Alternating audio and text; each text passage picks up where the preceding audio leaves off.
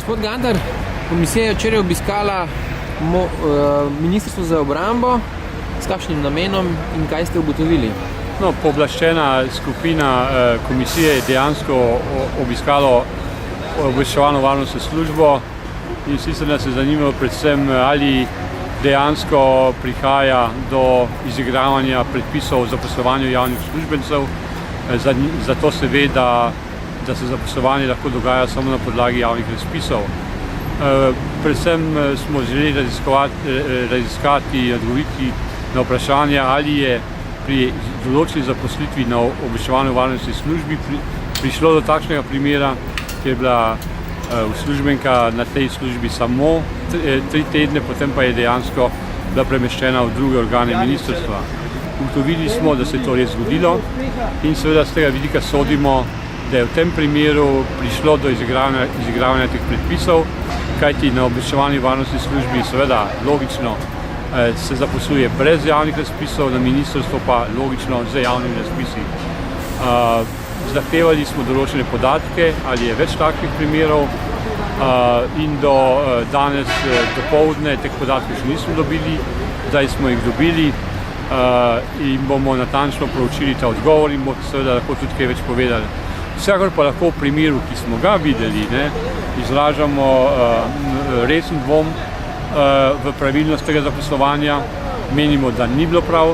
Mislim, zato tudi sicer prijavil to zadevo inšpektoratu za javno pravo oziroma za zaposlovanje v javni pravi. To je konkretni primer, to je najlepša poslanka Desusa, ne? Glejte, bom jaz tako vas vprašal, če je možno, no?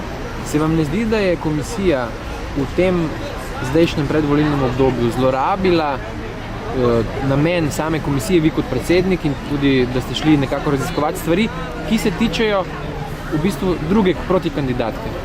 Poglejte, jaz želim, ne glede na predvolilni čas, čim dlje držati stran te stvari, zato ne govorimo o imenih, to ste vi omenil, meni je vseeno, ali je to kandidatka ali ni kandidatka neke stranke, mene zanima, da je prišlo do izigravanja predpisov o zaposlovanju v javni upravi, v državni upravi.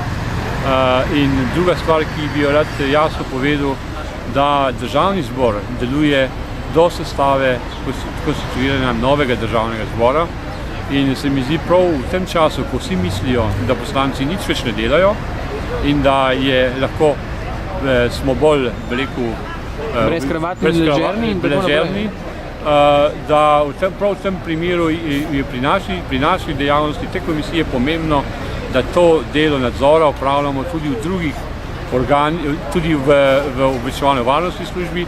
Na vsezadnje smo bili včeraj tudi na uradu za kriminalistične policije, kjer smo želeli nekaj pojasnila v zvezi z uporabo določenih posebnih metodnih sredstev.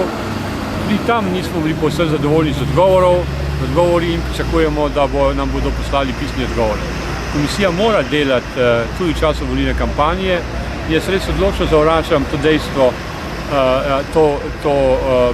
očitek, da je to v predvolilne namene. Če ne bi šli, bi nam lahko očitali, da nas ne briga nič drugega kot samo volitve.